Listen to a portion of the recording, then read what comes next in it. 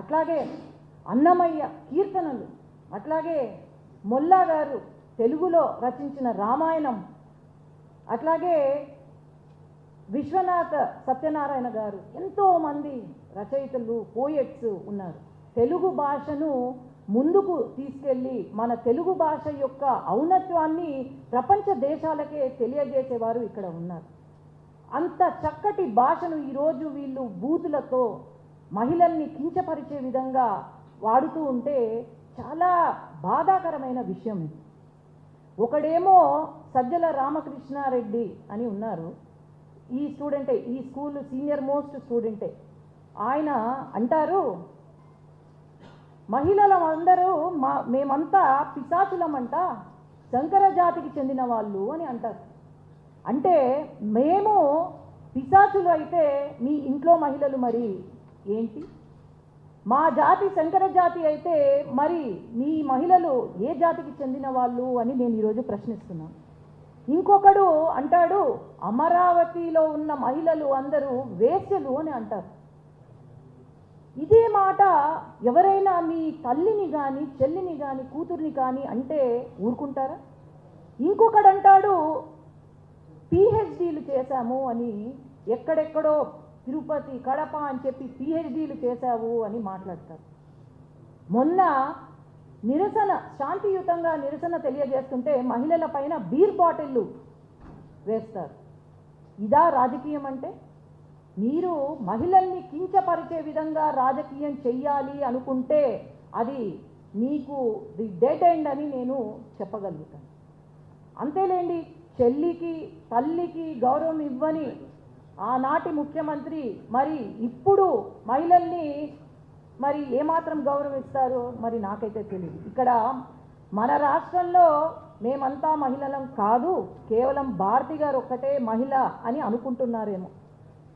ఆనాడు వైసీపీలో ఉన్నవారు షర్మిలమ్మ గురించి, వాళ్ళ చెల్లెల గురించి ఏదో జాతి, ఏదో నీతికి చెంది, ఏదో నీతి లేని, జాతి లేని మనిషి, చీర కట్టుకున్న మగవాడు అని ఎవ్వడో వైసీపీ కార్యకర్త వాడు మాట్లాడుతుంటే ఏ అన్నకైనా నరికేయాలనే కోపం వస్తుంది.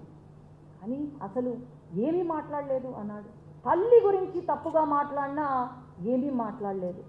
మరి ఇన్ని జరుగుతున్నా కూడా, మహిళల పైన ఇన్ని మాట్లాడుతున్నా కూడా, మరి ఆ స్కూల్ ప్రిన్సిపాల్ ఎవరైతే ఉన్నారో ఆ గురువు గారు మరి ఎందుకు ఏమీ మాట్లాడడం లేదు?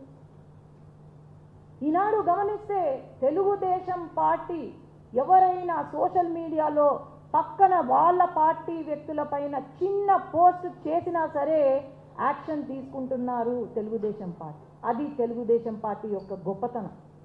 ఈనాడు మహిళలకు పెద్దపీట వేసి, ఆనాడే ఎన్టీ రామారావు గారి నుండి ఈనాడు చంద్రబాబు నాయుడు గారి వరకు మహిళలకు పెద్దపీట వేస్తున్నారు.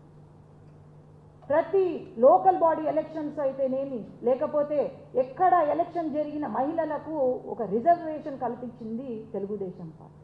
మహిళలకు సమాన హక్కుని కల్పించింది తెలుగుదేశం పార్టీ.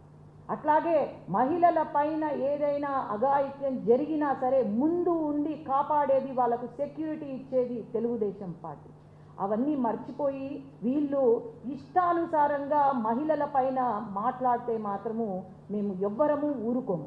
నేను ఒకటే చెప్పేది, మా మహిళలకు ఇలాంటి వాళ్ళు, ఇట్లాంటి డ్రగ్ అడిక్ట్స్ మరి ఏం మాట్లాడుతున్నారో అసలు కరెక్ట్గా ఉందో వాళ్ళ మైండ్ సెట్ నాకైతే అర్థం కావట్లేదు. కానీ ఇలాంటి వాళ్ళు మాట్లాడితే ఖచ్చితంగా సీఎం గారికి, పీఎం గారి దృష్టికి మేము తీసుకెళ్తాము, ఒక చట్టాన్ని తీసుకొని రమ్మని చెప్తాము. ఇలాంటి మాట్లాడిన వాళ్ళను కరెక్ట్గా ఏదైతే చట్టాలతో సంబంధం చేసి వీళ్ళను లోపల వేసి వాళ్ళకు తగిన గుణపాఠం నేర్పించవలసిందిగా కోరుతున్నాం.